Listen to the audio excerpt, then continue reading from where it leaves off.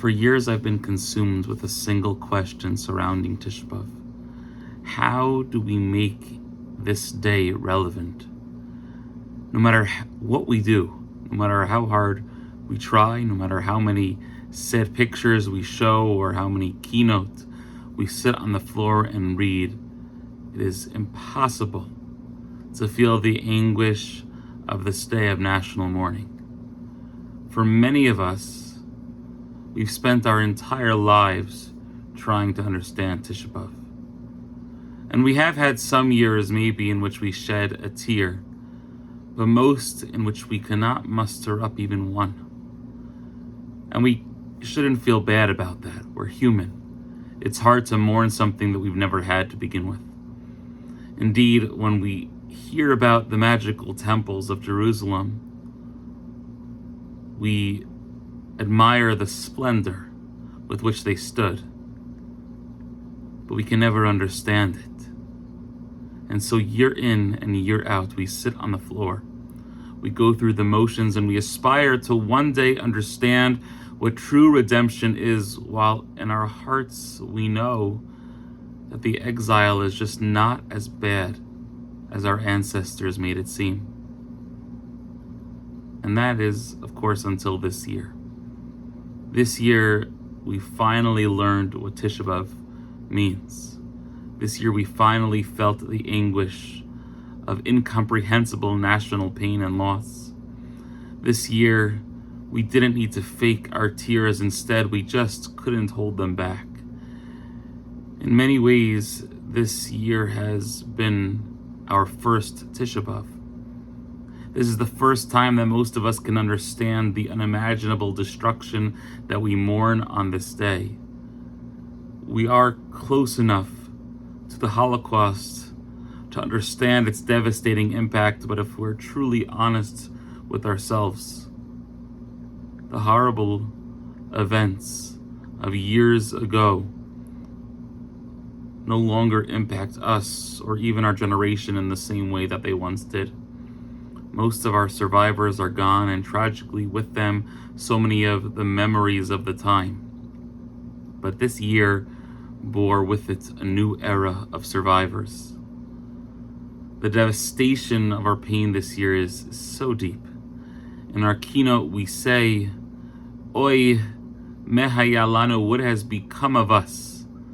There is no single line that more perfectly sums up the time that we are in like this one. We live in a period in which we finally have the power, the strength, the army to defend ourselves. But now that we are no longer the weak Jews of yesteryear, we have transformed into the villains, the Goliath, on the world stage.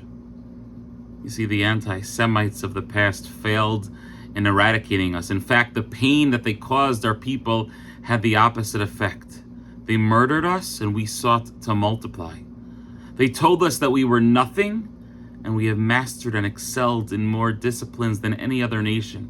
They pushed us down over and over again, but we stood up with stronger convictions each and every time. And then something incredible happened. We rose from the ashes to become stronger than any other nation ever thought imaginable. But in so doing, we have once again been forced to confront our enemies. This time with a new narrative. We're too strong. We're too powerful. We use too much force to defend ourselves. In a time of political correctness and acceptance of all peoples, we seem to be the one nation, the one people who are indefensible. Our enemies seem to be everywhere, some with weapons, but most, honestly, with words. You see, in so many ways, the evil nations of the world who seek to destroy us with their weapons have enabled the other, more moral nations to destroy us with their words. The evil anti-Semitic rhetoric that we hear on the news, that we find on social media, that we see all around us, is so miserably sickening. The devastating reality check that this year has brought for us is something that will spend the rest of our lives trying to grapple with. For most of our generation, this is truly the first year that any of us have ever felt national pain this deeply. But even though this year really feels like our first Tisha B'Av, I really do think it could be our last. Last night I spoke about baseless hatred. I mentioned how deeply I disdain this term because most people don't baselessly hate one another. We have some truly exceptional reasons to hate each other. In Israel, in the US, around the world, the divide between the religious and the secular Jew is at an all-time high. The divide among religious groups is shockingly strong, with each religious faction claiming to have the genuine, true path of salvation. We hate each other, but the hatred isn't baseless. It's deeply rooted in theological and ideological differences. But here's the real kicker. If you read through Jewish history, you'll be hard out to find any era of baseless hatred. We have never hated each other just because. We have always had good reasons to form a dislike for our fellow Jew. As we fell in love with our hatred and deep-seated animosity towards our fellow Jew in every generation, we simultaneously scratched our heads and wondered, why does the rest of the world hate us so much? But this Tisha B'Av, we need to take a look at ourselves. And to be clear, when I say ourselves, I do not mean your neighbors. I do not mean the others. I mean you. I mean us. I mean every single person without exclusion.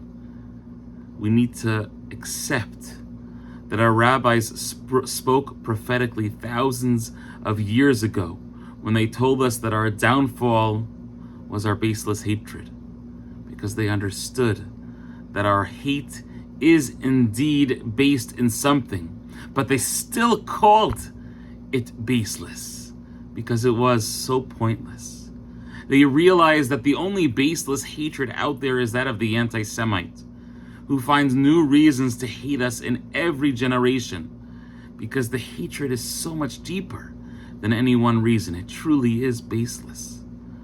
After all these years sitting on the floor and trying to cry on Tisha B'Av, we may finally understand that we don't hate each other for no reason, but rather our hatred for one another is founded in real and justifiable arguments.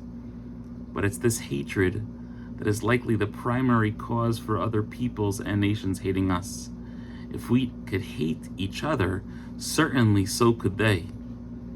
And so this year, I'll make one simple suggestion. Let us stop finding reasons to hate one another, because I assure you, it is not hard to do so. Instead, let's look deep to find our love of our fellow Jew.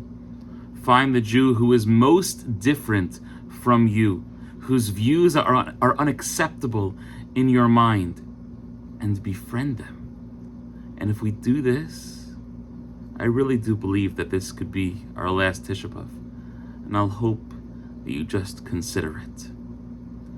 May Hashem bring about true redemption in our days, and may all of our tears be wiped away for good.